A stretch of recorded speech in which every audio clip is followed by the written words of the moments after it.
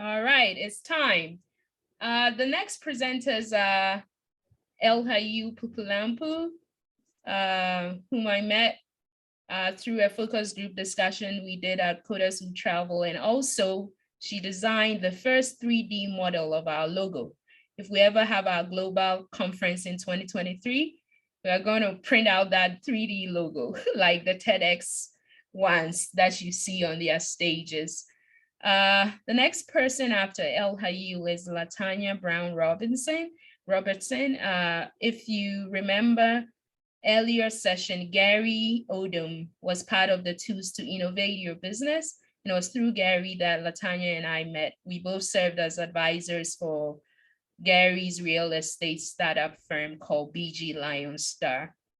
The third presenter is Jocelyn with Microsoft. I can't thank Carla enough for connecting Microsoft employees to partner with us. And I believe the fourth presenter is supposed to be Bright. He is local on the ground. I don't know about his internet situation. So he may or may not join at the end, but if he doesn't, it's fine. We have 3 solid ladies and we are in good hands. So over to you, Elhayu. Thank you, Ifya. Good morning, good afternoon, good evening. Before I start, I'd just like to thank Ifya for this opportunity. And like she said, I'm Elhayu Puplampu. I'm a master's student studying bioengineering at the University of Colorado, Denver. I'll just share my screen real quick. Let's do this. And I'll start presenting. All right. So like Ifya mentioned, we'll be talking about making your life more creative using Microsoft 365. And basically the objective I have is to just identify or let us be aware that there are very familiar tools within Microsoft 365 that we have that you can use to be creative. And so at the end of this, we'll just look at some of the tools within what we know within Microsoft 365 and learn how to be creative with those tools. You don't need to have too much to be creative. Excuse the background noise. I'll go mute it for a brief moment. Okay. And so creativity starts with a thought. What is that thought? What is the story you want to tell? What are the objectives of that story? And who is your target audience? And when you have that thought about the story you want to tell, you need to start thinking about the available resources to be able to tell that story. And so generally in telling a story, you would have images, text or words, and then videos to be able to tell the story. Excuse me for a moment. Okay. And so then as you think about the story you want to tell, you want to also ask yourself, how do you tell that story? And that brings us to the familiar tools we have within Microsoft 365. There are so many apps within Microsoft 365. I'm sure we know of a lot of them like Excel, Microsoft Word, PowerPoint, Outlook, and they have one for now, creating a to-do list. There's so many apps, but the ones we are most familiar with is Microsoft Word and Microsoft PowerPoint, which we tend to use a lot of the time. So Microsoft Word generally is for printed documents, but then you can also send out what we call soft copies to people. And then Microsoft is one thing right now for presentations is what we're using. And so in general, with Microsoft Word, you tend to use a lot, like the name goes Word, you tend to use a lot of text. You can use pictures, icons, charts, and tables to tell your story. And since we are looking at within the agribusiness field, you would be telling a story about either process of going from crop to product or improving product outcomes or harvest outcomes within a farm or whatnot. So you can use items like text or pictures to tell that story. And it's usually more text for printout or soft copy. You can use it to do a newsletter or like a magazine page or a flyer. You can use Microsoft Word to do that. It's just being able to know how to place these items within your text. And then with Microsoft PowerPoint, tend to use a lot more images, videos, icons, and charts and tables. And with Microsoft Word, you tend to reduce the amount, you have to reduce the amount of text on your slides. And so the thing with Microsoft PowerPoint is that you want your audience to listen to you and get the story from you. I mean, pictures can say, they say pictures are worth 1,000 words, but at the same time, a picture there, you could speak those 1,000 words with just one picture. And so with Microsoft and PowerPoint, to be creative, you are encouraged to use a lot more of the graphic items, that's images, videos, icons, charts, and tables with reduced text so that you are more engaged with your story and engaged with your audience. You don't want your audience to lose focus reading text and not listen to you. You want them to listen to you. And so you can use the idea with Microsoft, with PowerPoint is that the items you have on the slide are cues to help you tell your story. And so in the next few slides, I'll just be going through key items within Microsoft Word and PowerPoint that you can use to be creative. And so first we'll be looking at the Microsoft Word toolbar. So when you open Microsoft Word, the very first thing you see at the top, there's a picture of the home setting. This is what we call a toolbar. And like the name goes, the different icons at the top where you have file, home, insert, draw, design, all of those things are tools that you can use. And so on the home bar, one of the things you can be creative about is the kind of font you use for your text or the size of the font. And generally, a lot of the time we're used to using Times New Roman, I think, but with modern fonts, people do use different kinds of text fonts for their texts.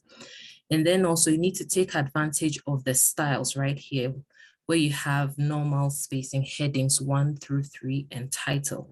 That also helps create a visual flow of events. So then if you're telling a story about starting a watermelon farm, you want a title that catches your reader to say, I'm telling a story about a watermelon farm. Then you go to a subheading, or what we sometimes call a subtopic, and then maybe you want to talk about the planting process. And so you put a subheading that speaks to the planting process. But then if you have everything as one style, everything just looks the same, and it's difficult to follow through with the story you're telling. The next is the layout. So depending on how you want pictures and charts to be placed on your sheets, normally in Word documents you have, it's a standard A4 size or a letter size. And so then depending on how you want all the elements of your document, being pictures or charts and with the text, how you want them to be laid out on your paper, you can check out the layout tool within Microsoft Word. Helps you create that. So then you have your margins and then the columns. So I'm sure you've seen flyers or documents that have 2 columns. And so this is where you can make such changes within Microsoft Word. The next is the design. And this is something I generally do not use often, but then these are presets within Microsoft Word. So then, like I mentioned, you have a major heading and subheadings. You can use the examples within here to do that. And that just makes for easy work.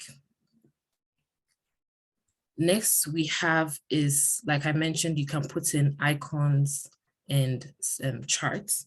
And so you have this is the insert toolbar where you can put in tables, you can put in pictures, shapes, or charts. And I just decided to highlight the smart graphics because that is really, really helpful in when you're telling the story, you want to even summarize the story. For instance, you want to just give a brief overview of a process flow, the process charts that you can use, or smart arts you can use.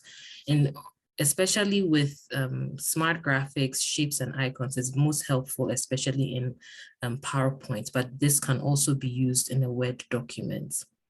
Hopefully at the end of this presentation, I might do a small demonstration, especially within PowerPoint, just to show how you can use some of these tools I've mentioned. Now to the PowerPoint toolbar, it's not too different from the Word one. So you also have same elements from what you've seen in Word and PowerPoint, but slight difference. For instance, with the home toolbar in PowerPoint, you can add a new slide or reuse slides, whereas in Word, it was adding a new page. And then you, again, like I mentioned in Word, you have layouts that with where you want to put pictures and charts, same thing in PowerPoint. The go-to layout we tend to use in PowerPoint is title and content, but there's so much more within PowerPoint that you can use. The next is the insert tool within the toolbar, where you can put in, like I said, pictures, videos, icons, and the smart art. So then I've highlighted the smart art in the previous slide, and that is very, very helpful in PowerPoint. The next is the design. So now design in PowerPoint is a bit more, let me use the word nice, because then you can choose what colors you want for the background, or the colors for your text, or the kind of designs you want on your slide. It's some studies have shown that having the color blue on your slides makes it more calming, and you can keep your audience engaged with your presentation when you have like a blue background. But then sometimes in picking some of these designs, you need to be mindful of, like I mentioned, your audience, who is going to be watching your presentation. If you're going to be someplace that is outside and there's going to be a lot of lights and you're going to be projecting on the screen, you want a background that creates what we call high contrast. So then over here, the slide I have on the screen is white with black text. So then it's very clear to see what I've put on the slide. But if you should pick something where there's minimal, what we call contrast, where you can clearly see the difference between two colors, then that becomes a problem when you're telling a story. The next thing I want to look at is transitions. And so you've seen when I'm moving from one slide to the other, there's some activity going on. So I'll go back to the previous slide and then move on. So you can see a sliding motion, and that's what we call transition. So the transitions in PowerPoint is just the kind of action you want to go on when you're moving from one slide to the next. And there are various options you can use. Depending on the situation, you want to keep your transitions as simple as possible, because sometimes having too much going on can be distracted. So people then, their attention goes from what you're telling them to all the, what I'll call gimmicks going on your screen. Next is animations. And so animations is normally for specific elements within your slide. I will just go back again to demonstrate. And so then coming to this slide, I click and this first picture appears. Second click, the second picture fades in. And so those are animations you can use to just have elements within your slide appearing on the slide. And so there are different ones with sliding up, fly in, fade, roll in, random bars, so many things you can use. Again, depending on your audience, you want to keep it first as simple as possible. If it's a more informal setting, you can be very playful with your animations and transitions. But if it's a more formal setting, you want it to be as clean and simple as possible, especially because in certain settings, especially formal settings, you are bound by time. And so having all these playful things going on, it may take away from the core of your message. And so with my background in bioengineering, one of my focus areas or current focus areas is accessibility and inclusion, especially for people living with disabilities. And so a lot of the time we give presentations, but some of our audience may not be able to engage with the story we are telling because of some limitation they might have. And I know in Ghana, you have lots of visually impaired people and deaf and mute people. And so for them, they would need extra tools to add to, say, their presentations, or even you as a presenter or someone telling a story would have to add extra items to your documents or presentation so that they can also be engaged or involved in the story you're telling. And so I found this very interesting. And when I was preparing the slides, in PowerPoint, like the picture in the middle, it says make your presentations more inclusive. And so then for someone who is deaf or mute, having subtitles in your presentation would be helpful to them. In Microsoft Word, they have like the check accessibility tool where you can see how accessible your document is, especially, for instance, you create a Word document writing out a proposal and it ends up on the desk of someone who is visually impaired. They would need a readout system so that they know what is in your documents. But then if you have a lot of pictures in your documents, the system is unable to describe the pictures to them. They don't know what the picture is. And so within Microsoft Word, there is also that extra tool where you can type in descriptions to pictures, such that if it should end up on the table or the computer of someone who is living with one disability or another, they are still able to engage with your story or your documents. And so that brings me to the end of my presentation. Ifya, please, how am I doing on time? It's a very good timing spot right now, but we will allow for one question. If somebody has one question for El Hayu, this is a great time to do so. I really love the part about accessibility. I think we should be mindful of that. So great presentation. All right, if no questions, then we'll hand it over to Dr. Latanya Brown Robertson. Great, thank you, Afia, so much, and thank you, El Haid. It was a wonderful presentation, and thank you for sharing. Again, the accessibility piece is definitely something that all of us need to be cognizant of. So I'm going to share my screen, so bear with me for a second. Okay, I'm not sure which screen I'm sharing. Do you see, Afia, can you tell me which screen I'm sharing? I see the Coders Who Travel slide deck. Okay, great. Oh, I didn't know it was that fancy. I didn't know that either. Okay, great. Thank you all so much. Today, I'm going to talk about how to be more organized with Microsoft 365. I'll tell you a little bit. Mine is a little different. I'm gonna share a story with you, which should really be kind of cool. So let me kind of give you who I am, and then I'm gonna walk you through a story on how me within my organization, we had to be organized really quickly after the COVID pivot. So I'm gonna start with my number one trade. I had many hats, but I'm gonna start with my number one trade, which is actually number two on this list. I'm a professor of economics at Bowie State University. I've been a professor of economics for over 15 years now. Love economics, but I've kind of found my way getting into data science and analytics initiatives as well. And I help to lead a lot of different grants and initiatives around this area. And more recently, I've been promoted to Special Assistant for Research and Development within the College of Business. That's a little bit about who I am. So let me tell you a story about how we had to make I like to call it the COVID pivot, okay?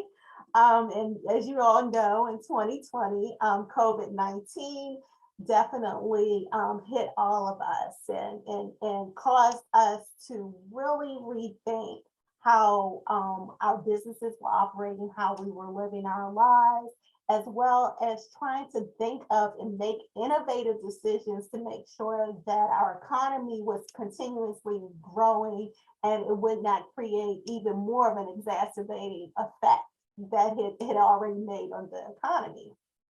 So the story I'm going to share with you is from being a professor's perspective at Bowie State University, and how we had to quickly move our classes, not only from a face-to-face environment, but we also had to move our meetings as well as transition to other pieces. So in January of 2020, before we even knew that we was going to have to work remotely in March, we just so happened to start bringing on Microsoft Teams to our university. And, you know, a lot of people were like, okay, Teams, you know, and some people were really into it, like Dean. I mean, he was so into it, and he brought us all into a room and it started exposing us to this Microsoft Teams. And we was like, yeah. And so then March 2020 came in, and all of a sudden we were very dependent upon Teams because we couldn't just go right in someone's office and ask them a quick question, or we could not have a meeting face to face, or even type of drop-ins and so forth with people. So with Microsoft Teams, this allowed us to quickly be able to go into this environment with a lot of things that we were normally able to do in face-to-face or within our office environment, and we were able to do it virtually. So I'll give you an example. One of the coolest things that I still use to this day with Microsoft Teams is I look to see if my dean is available, and if he has like a little green dot with a check on it, then I'm like, oh, he's available. Let me go ahead and give him a call real quick. And then it's a way that you can kind of tap in and call him up and then ask him a question and so forth, and then he'll be able to answer you instantly. So it's kind of like you're walking into his office and so forth. So those were definitely some of the perks. Also, how many of you all have had a situation where you're looking at your email and it's this long email thread, and you're just looking for this one little piece from that email thread? Well, with Microsoft Teams, it really kind of creates an environment where you're able to really search and find different things, and it's organized in a different way. So again, with our COVID pivot, all of the faculty and staff was advised to just try to do whatever they can do in Microsoft Teams. We had virtual meetings, we had virtual committees, and I'll show you an example of how all of that looks, as well as we had virtual chats. And one thing that I really like are the add-on features with Microsoft Teams. Not only do you have Microsoft Planner, but I'm a big Trello person. So Trello is a time management board where you can kind of move your cards around and so forth. So with those add-ons, I can put my Trello board right in Microsoft Teams and share those features. So what I wanted to do is I wanted to show you a quick little overview of like a clip of what my Microsoft Teams environment looks like. And as you see at the top, I can click on here and get to my activities for the day. I can go here. We have a lot of different chat channels where they're labeled based upon the chat. And then you can also click on the files piece to get all the files that people uploaded within those chats. Another piece that I've highlighted here was the actual team. So as you see, look at all of my different teams I have. And so these are the posts that I created, and these files that I've uploaded, I also have them in the files here. And let's say I can't find something, I can just automatically do a search, and it'll search for the chats as well as teams. You have the assignments, one where you can create a whole assignment board, as well as the calendar where you can schedule meetings, and then the calls, like I was just telling you about, those quick drop-in calls are very, very beneficial. So, and then down here at the bottom, you see apps. So it's a lot of different app features you can add on to it. So if you want to use Microsoft Word, Excel, and so forth, it's right within this Microsoft Teams environment. So some of the cool things that I love is the interactiveness of Microsoft Teams. So I can identify my colleagues' availability. I can also increase content engagement. So I can put a Power BI dashboard that I'm working on in Microsoft Teams, and I can share it with people that I'm working with, and all of a sudden, all of us can co-create with that Power BI dashboard right in Microsoft Teams. And it actually, one of the biggest things from a university setting is as we go through accreditation and so forth, we definitely have a lot of external partners that always wants to see, well, let me see your meeting minutes, or let me see different types of documentation, student artifacts, and so forth. So when we had our previous accreditation visit, we had some of that information, but a lot of it was in folders and binders and so forth. Now within Microsoft Teams, we have different Teams environments where we're able to load up all of the files we need. And so when our accrediting bodies come, like recently, we're having an accrediting visit next week. And so we're giving them access to Microsoft Teams, and they can go right in based upon each standard that's in the accreditation piece and pull all the artifacts that we've identified within our report. So we're definitely way more organized, which increases our possibility of not having any types of notes or conditions on reaffirmation of our accreditation. So other add-ons that I briefly spoke about, I love the Trello board and how I can share my different tasks with my team. The other shared documents, a lot that El-Haid has talked about with Microsoft Word and PowerPoint can also be achieved within Microsoft Teams, as well as Excel and Power BI, sharing those documents. I also found myself, I was a big Google Forms person. You know, I would always set up some type of survey and hand it out through Google Forms. While you can still do that and share it in Teams, Microsoft has Microsoft Forms, which is great because with Microsoft Forms, you can create the survey, and then with your group that helped you create that survey, you all can share the data and communicate that data with each other. I also like Microsoft OneNote because with Microsoft OneNote, I can have it on multiple devices, and I'm able to have all of my files in a place, and I can gather all of my thoughts on a piece of paper that looks like when I say a piece of paper, that looks like a document that's very similar to Microsoft Word and so forth, but you can add on so many things to it. So I really appreciate Microsoft OneNote. So in general, I'm not the type of person, as you can probably tell through my energy here, I'm not the type of person that just likes to sit behind a desk all day long. So Microsoft Teams has definitely helped my life become more organized and helped me express myself in a more productive way. So I no longer have the constraints of my desk. Everything is in the cloud. I can go pick up my kids and run an errand, and then my phone rings and it's Microsoft Teams. Someone's trying to call in and ask me a question. So I'm no longer constrained to one place. So that's one thing that I really appreciated about Microsoft Teams. So lastly, I'm going to end with this quote by Bill Gates. It says, "The advance of technology is based upon making it fit in so you don't really even notice it. So it's part of your everyday life." And so with the COVID pivot pushing us towards Microsoft Teams, I now have a more productive way of utilizing my life. So I definitely recommend that you all to check it out and look into it. Great, thank you. Thank you. Any question for Dr. Brown Robertson? I like your enthusiasm about what MS Teams has done for you. I'm sure Carla will be loving it. But any question for LaTanya in the room? You know, feel free to interpret the content in the local language, and feel free to take questions in the local language too if it's easier. But I cannot see the camera of the room now, so maybe something happened. Well, without further ado, I see Jocelyn.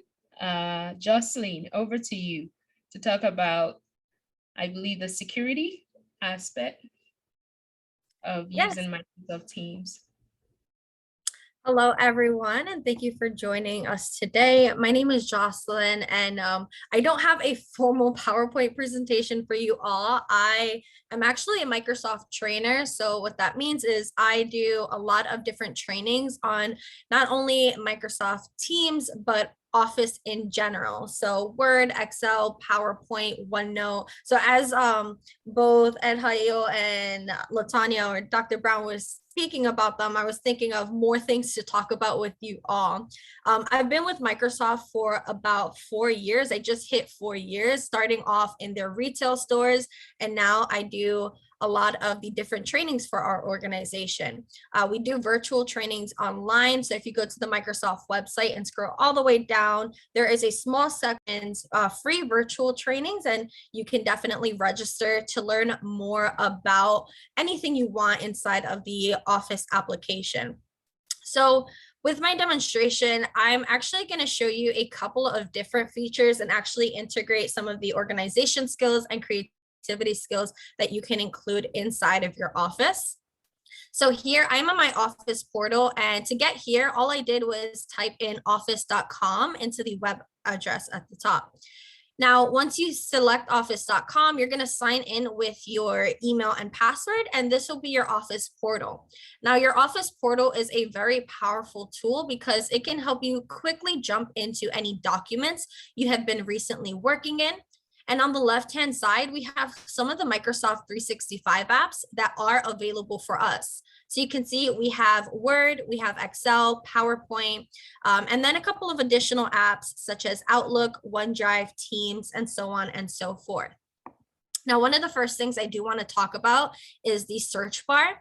The search bar is going to be very consistent, not only through your Office portal, but in any Office application. As Dr. Brown was saying, it's a very, very powerful tool. So in Teams, it can help you find things within your Teams, of course, but in your Office portal, it can help you find apps, files, and documents throughout your entire Office account. So if you type in any keyword here, you're able to find applications or files. Now, this is a new demo account that I've created for you all, so that way I can have it as close to your account as possible. So if I type in a keyword here, nothing will really populate for me. But you can see as I type in the keyword doc or document, it's going to give me some templates that I can quickly get started with. I can also get additional help on this particular keyword. So this search bar is a very powerful tool inside of your Office account. Now, on the left-hand side here, we have our application bar. And the one that I'm going to be focusing on today is going to be our OneDrive application. So if you're not familiar with what OneDrive is your backup storage or your cloud storage. You can have this on any Windows 10 computer, and you are provided with 5 gigs of OneDrive storage for free. Now, OneDrive is a very secure platform, so you can access your OneDrive from any computer, and all you need is your email address and your password. Now, here you can see I am inside of my OneDrive, and we have something called the Personal Vault. So the Personal Vault is your area where you can place extra security on any sensitive and important files. So here you can see, once I've selected Personal Vault, it lets us know it is secured with a 2-step verification, meaning it will send you an email to your email account and a text message to your phone in order for you to open up that Personal Vault. It auto locks after 20 minutes of inactivity. And you can, of course, access this on all of your devices. So we're going to go ahead and select next, and we're going to verify our account right here.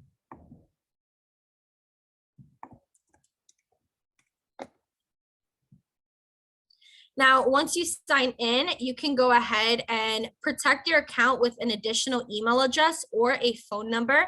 So I'm actually going to go ahead and put my other email address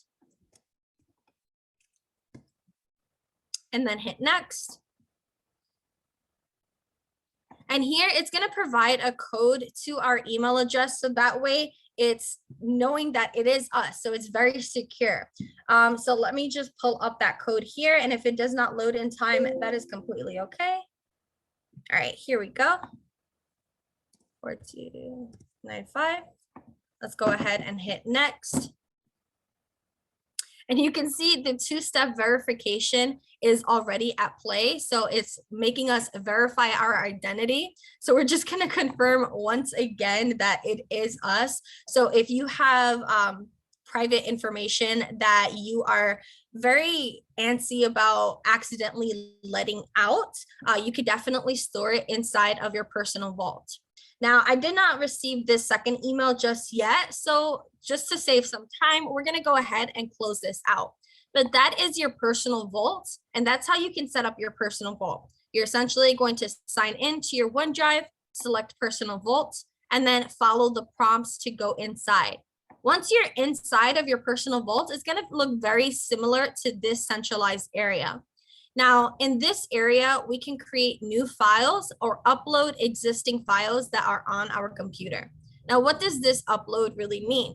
So if you are signed in to a school computer or any other computer that is not your personal, and you need to save a file from that computer, we can go ahead and select upload, either choose a file, so one individual file, or a folder structure.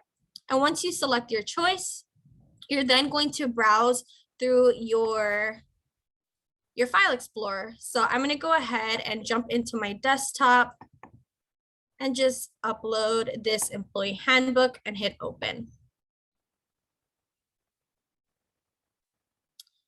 All right, that's okay. It is a demo document, so sometimes they don't upload correctly for me.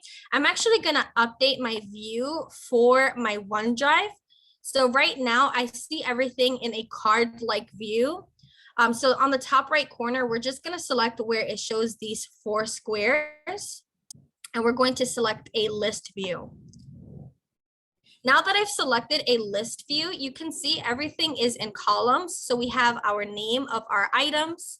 We have when the last time this item was modified, and what type of sharing this is. Now, this is the one that I'm going to focus on a little bit more. So this sharing area is letting you know whether or not you're sharing the document with other users. So right now, all of my documents are private. You do have the ability to share your documents with other users so you can collaborate. So I'm going to select this document, document 1. And you can see once I've selected this document, we have a range of choices at the top of our screen.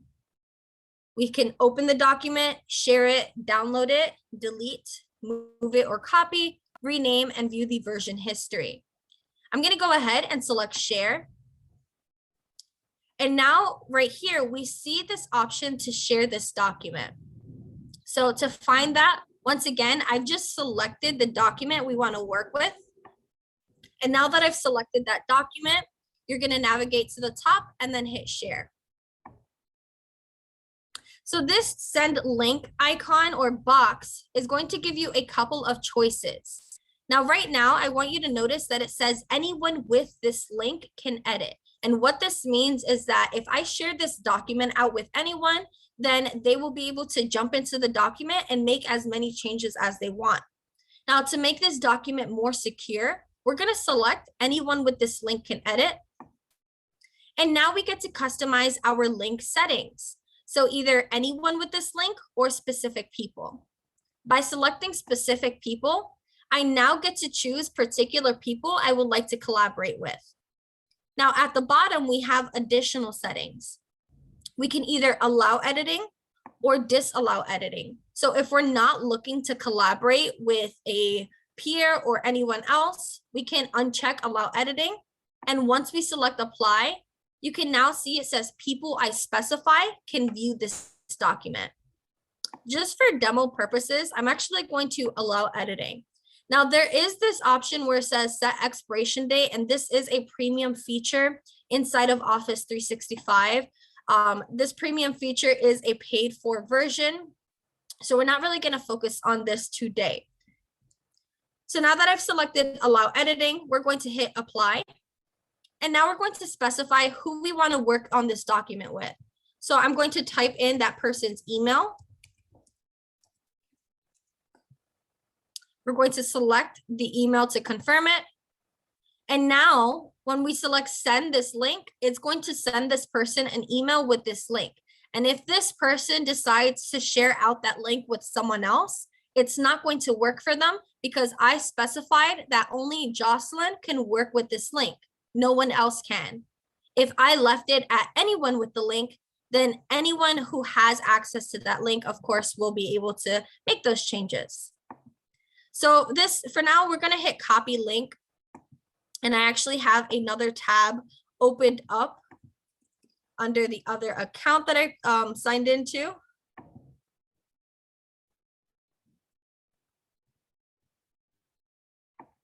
All right, so now that I've shared that document with myself, I'm actually playing the role of Advancement. So we're gonna see two separate names. You can see in the sharing column that this document now says shared. So that's how we know that this document is shared. And if I jump into the document itself, it's gonna open up a new tab with Microsoft Word. Whenever someone is inside of that document, making changes, we're going to know that that person is inside. If you notice on the top right corner of our screen, it says Jocelyn has this document open. And if this document had a lot of information inside of it, then I'd be able to jump to their particular area. So I'm actually gonna play the role of myself right now and include some random text. And now you can see in this other view that we've added that text. And here is Jocelyn's pointer. If we look down at the bottom of our display, we're gonna zoom in and you can see their pointer right there. Now I'm gonna add some more text just so we can have a lot of details in here. All right, so this document has gotten very big. And if I wanna see where Jocelyn is without having to scroll through the entire document, I can click on their name on the top right corner and then click on go to location, and it will bring me to where this person is at. Now to help us collaborate a little bit more, we have our toolbar or our ribbon at the top, and there is this review tab. By selecting review, we now have additional features that helps us collaborate a little bit more. So we have that accessibility feature that we mentioned earlier in our session today. And then we have this comments area. If I want them to make changes to this particular thing, I can highlight this, select add a comment, and now ask someone to make this change. Please update this font. And now we're going to send that out. And now this person will be able to see that there is a comment and it won't modify or mess up our document. So if I decide to print this, I don't have to worry about these annotations or the comment on it. It will print as a standard document and I will still be able to see the comment when I'm on the actual document itself. Now that I'm done working on this document, I just want to open this. Now that I'm done working with this document, I'm going to go ahead and close this out, and the other user can continuously stay in there. We can still see that it is a shared document.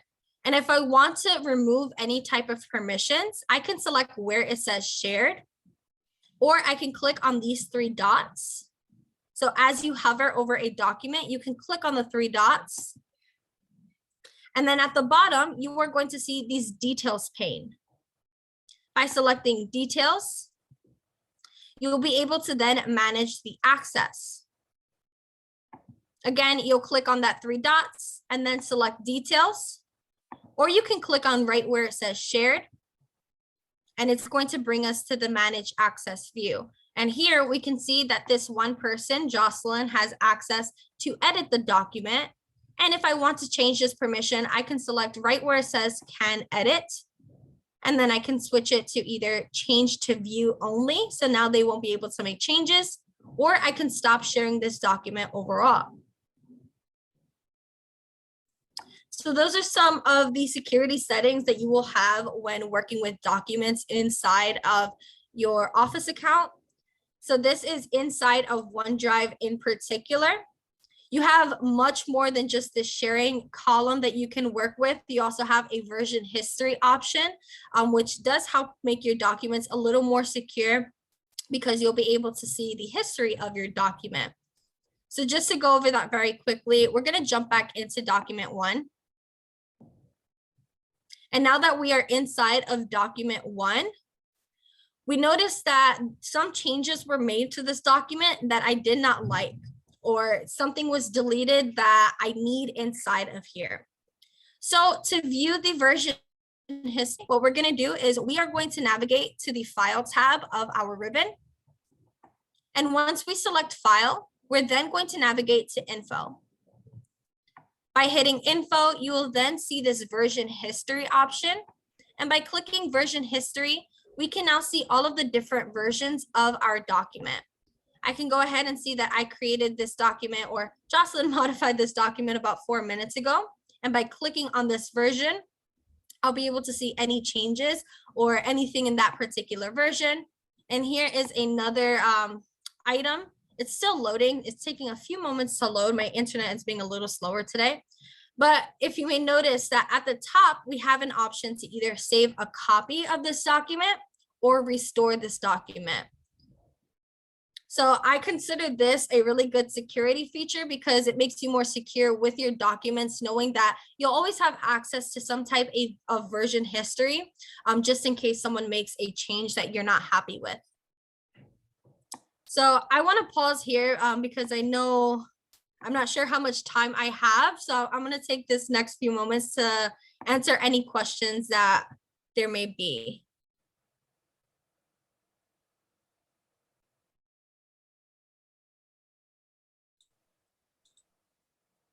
Very great presentation. I learned a lot about security that I didn't know. So please let the questions flow. Those particularly online, since we are having some trouble connecting with the in-room participants because of internet issues. So Angela, Kwabena, Angie, Linda, Christina, CWT at Kukuom, which is, I think, Nabia and El Hayu. Please ask any questions. And Latanya, you can also ask a question. Jocelyn, actually, I do have a question. So my team and I were creating this Power BI dashboard for an external government entity. And when we click on publish, it says that Microsoft may publish it within its external environment and so forth. How can we avoid that? So how can we share it with our government entity, but not have the situation of it possibly being published on the Power BI environment? You should be able to select a setting inside of the Power BI environment where it says where you want to publish this. I'm going to be honest, I am not too good at Power BI and it's still something that I'm learning myself, but I'm going to leave my email inside of the chat and you can reach out to me directly and I'll definitely find that answer for you and let you know when I get back from one of my colleagues. Okay, great. Because yeah, that would be very helpful. Thanks. Yeah, of course. We offer Power BI training too for organizations. So if you're interested, just let me know. Okay, great. And I'm going to put the emails of El Hayu and Dr. Latanya Brown Robertson as well. It's a good idea to follow up after the presentation.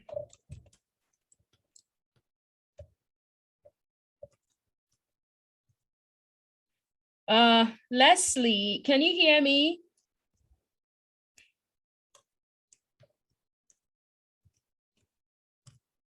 No, Latanya, why don't you put the email that you like the best in the chat? I was going to put the Coders Who Travel one, but I'm not sure if you check that. I'll put the one for my company. We create the narrative on there. All right, cool. Mm-hmm. Any more questions?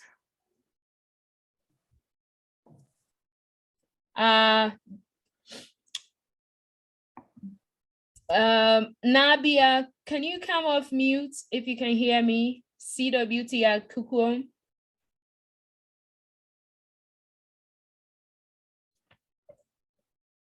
Oh, I love that. We create the narrative. Nabia. Okay, please allow me to briefly call on the ground people.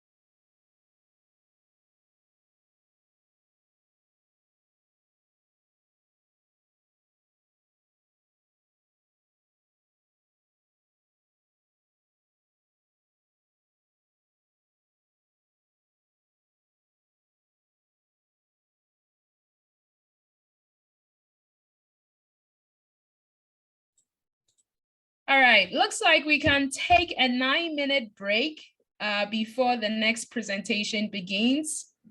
Word reaching me is that there's a bit of a language barrier since they are located in a remote region.